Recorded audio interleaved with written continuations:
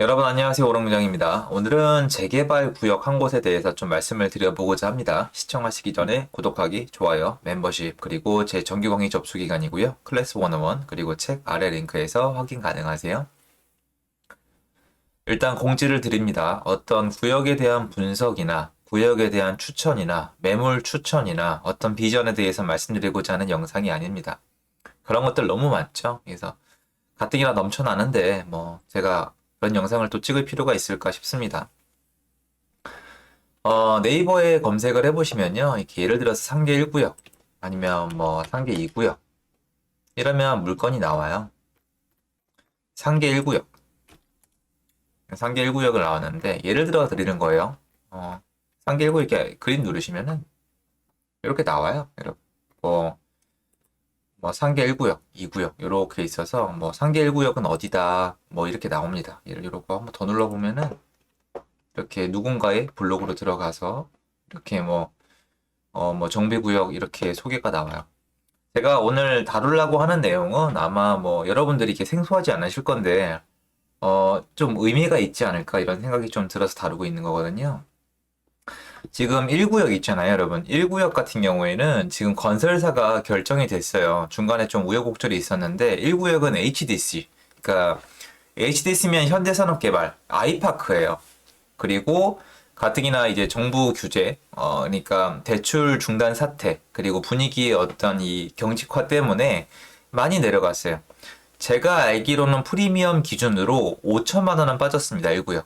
5억까지 거래가 됐다가 매물이 다시 4억 5천에 나오고 있으니까 이 재개발은 뚜껑이냐 아니면 몇 평을 받을 수 있냐, 원 플러스 원이냐 이런 거에 따라서 계속 바뀌기 때문에 기준은 좀 정확하지 않지만 제가 현장에서 느끼기에는 거의 5천만 원씩 빠졌어요. 혹시 가지고 계신 분들은 화내지 마시고요. 팩트는 팩트잖아요, 사실. 자, 그런데 1구역 같은 경우에는 사람들이 이런 생각을 많이 합니다. 아, 저게 아이파크구나. 문제가 있겠구나. 아이파크인데다가 지금 부동산 시장이 꺼져가고 있으니까 굉장히 안 좋겠다. 자, 정리를 해드릴게요. 여기 이제 서울에 새 아파트가 부족하니까 이제 재개발이 한창 그 탄력을 받아서 여기 보시면 지금 이미 지어진 데도 있어요. 쭉 가보시면은 여기 3구역은 해제가 돼서 좀 공공 얘기도 나오고 있고 가로주택 사업도 하고 있고 3구역은 양쪽으로 쪼개져 가지고 좀 사건 사고가 있었습니다. 그래서 1구역은 제일 먼저 가고 있고 여기가 사실은 제일 이 달동네죠. 2구역은 제일 큰데 조합원 수가 많습니다. 5구역은 입지도 괜찮고 한데 이제 조합장 사건도 있고 해서 느려요. 느리고 4구역이랑 6구역은 지금 다 완성이 됐습니다. 프로지오랑 롯데인데 가면 건설도 하고 있습니다. 그래서 쭉 보시면은 하나의 신도시가 완성이 되고 있어요. 그래서 이게 좋다 이런 얘기 하고자 함이 아니에요. 사실 정말 정직히 말씀드리면 제가 이 얘기하면 욕을 있는 대로 먹겠지만 입지가 좋은 편은 아니에요. 왜냐면 서울의 끝자락에 여러분 여기서 차 타고 정말 농담 안 하고요. 차 타고 1분 가면 남양주예요. 여기 원래 넘어가시면 여러분 예전에 시골 넘어가 보신 분들은 아시겠지만 올라가면 이 꼭대기에 군부대 있고요. 이 넘어가서 외곽으로 빠지는 길이에요. 여길 폄하하는 게 아니니까 제발 오해하지 마시고요, 여러분. 제 말은 여기가 막 핫하게 뜰 때 서울에 새 아파트가 부족했기 때문이지 지역 자체가 입지가 좋다는 평가를 받던 지역이 아니에요. 아닌 건 아닌 거잖아요. 그리고 여기가 별내가 개발되기 전에는 정말 완전 끝자락 오지였어요. 여기 넘어가면은 막 찻집 있고 커피숍 조금 있고 갈비집 있고 이랬거든요. 그런데 별내가 개발이 되고 또 진접으로 이어지고 진접 개발되고 아래쪽에 신도시가 싹 들어선 다음에 서울의 아파트가 부족한데 재개발이 싹 되면서 각광을 받은 거죠.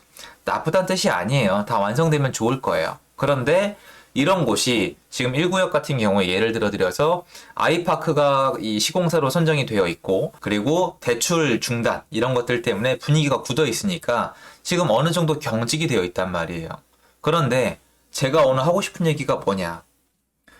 여러분들이 이제 저랑 같이 부동산에 대해서 논할 때 뭐라고 말씀하시냐면 쌀 때 사라. 깎일 때 사라. 이렇게 말씀을 하시거든요. 그런데 여기 자세히 생각하면 그 말들이 너무 재밌는 현상이 나타나고 여러분과 저의 차이가 제일 많이 극명히 나타나는 게 이거예요. 뭐냐면은 여러분 분명히 말씀하셨잖아요. 쌀 때 사야 된다. 그리고 저렴하게 사야 된다. 그런데 여러분이 여기서 한 단계 더 들어가시면 쌀 때 사는데 왜 쌀까요? 깎일 때 사라고 했는데 왜 깎일까요? 그러니까 이걸 생각을 안 하시는 것 같아요. 다들 말로는 하시는데 제가 현장에 나가보고 여기서 활동을 해보면 행동으로 이어지지 않는 분들이 대다수거든요. 쌀 때는 왜 싸겠어요? 인기가 없으니까. 뭔가 안 좋은 소식이 있으니까. 분위기가 안 좋으니까 싸겠죠. 왜 깎일까요? 살라는 애들보다 팔라는 애들이 많으니까. 빠져나갈 애들이 많으니까 깎이는 거잖아요. 그럼 바꿔 얘기할까요? 지금 아이파크랑 건설사에 대한 부담감과 그리고 분위기가 꺾였다는 부담감 때문에 팔고 나가려는 분들이 많고 공포심 때문에 매수가 못 붙기 때문에 가격이 내려간 거예요. 이 단기간 내에 4, 5천 빠지면 적게 빠진 거 아니에요. 원래 규제나 어떤 분위기가 경직이 되면은 입주권이나 재개발이나 눈에 안 보이는 약간 유동성, 돈을 벌기 위해 들어간 투자 상품이 먼저 빠집니다. 어쩔 수 없는 거예요. 그러면 지금 당연히 조건이 맞죠? 지금 뭔가 불안함도 느끼고 팔아버리고 싶은 마음도 생기니까 빠져나가려는 분들이 더 많다 보니까 경쟁이 붙어서 호가가 내려간 거 아니에요. 근데 왜 4천, 5천까지 빠졌을까요? 아무도 안 사니까요. 그러면 여러분한테 제가 여쭤볼게요. 지금이 바로 싸게 살 수 있고 깎이는 구간이거든요. 저 사란 뜻이 아니에요. 계속 강조드립니다. 절대 아니에요. 사란 뜻. 근데 안 사실 거잖아요. 그러면 여러분이 처음에 애시당초 얘기했던 건 성립이 안 되는 거예요. 뭐요? 쌀 때 사겠다. 깎일 때 사겠다. 집값이 폭락하면 사겠다는 얘기는 실행할 수 있는 사람이 1% 미만이에요. 없다고 보시면 됩니다. 말씀드렸잖아요. 그 말을 행하고 싶으신 분은 여기 가서 사야 돼요, 지금. 왜냐면 재개발 구역들은 타격을 더 많이 입었거든요. 그러면 저한테 이렇게 물어보실 거 저도 알아요. 야, 거기가 오를지 내릴지 내가 어떻게 알아? 아무도 모르잖아요, 어차피. 아무도 모르잖아요. 그러니까 이게 제가 쭉 스토리를 들어보면은 완성이 돼요. 아파트가 오를지 내릴지는 아무도 모른다. 신의 영역이다. 하지만 요건을 봤을 때 어느 정도 감은 잡을 수가 있고 베팅은 해볼 수가 있는 거고 투자는 리스크가 동행이 된다. 다만 싸게 사거나 깎아서 사면 리스크가 줄어든다. 그럼 종합해 봤을 때 지금 사는 게 맞거든요. 근데 아무도 안 산단 말이에요. 이런 걸 좀 설명을 해드리고 싶은 거예요, 사실 저는. 예.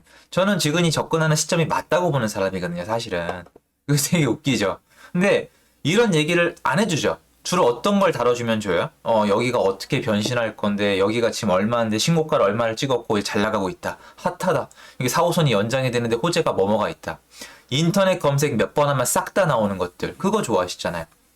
그리고 나서 이게 뭔가 살까 말까 고민하는 게 좋으신데, 어차피 거기서 부자가 나오는 게 아니에요. 여러분. 그런 호재를 듣고 이런 듣기 좋은 어떤 영상을 듣고 다 듣고 난 다음에 나가서 오르고 있는데 따라 사는 사람 중에 부자가 나온 적이 별로 없고요.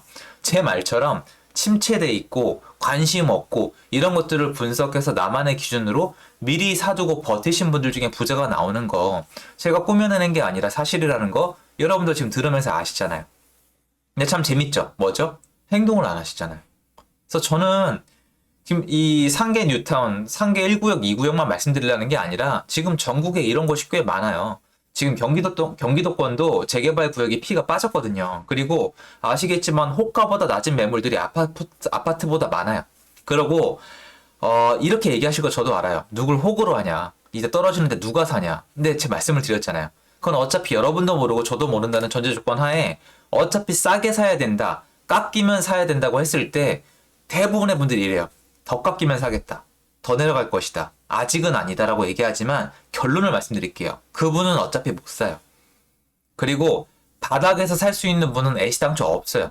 제 주변에서 본 적이 없어요. 바닥을 맞출 수가 없어요.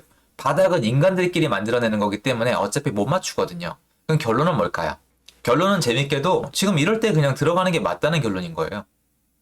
그러니까 제 말을 해보시면 여러분들이 자꾸 뭐 완벽한 결과를 원하고 오를지 내릴지 맞추고 싶어 하셔서 그런데 못 맞추잖아요, 어차피. 그런데 내가 부동산에 뭔가 투자를 해보고 접근해보고 싶다면은 지금 이 타이밍에 결정하는 게 좋은데 대부분 분들이 결정을 뒤로 미루세요. 그런데 이러고 오르기 시작하면은 조금 오르는 게 아니라 무서운 속도로 올라가거든요.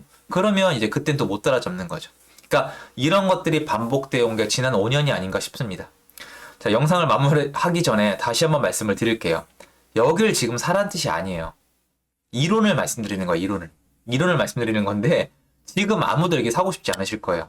그러니까 내려가고, 그러니까 가격이 깎이는 거거든요.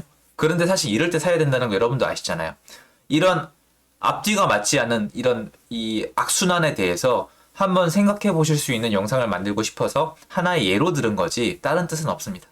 영상이 도움됐으면 좋겠고요. 꼭 생각 한번 해보시면 좋을 부분일 것 같습니다. 감사합니다.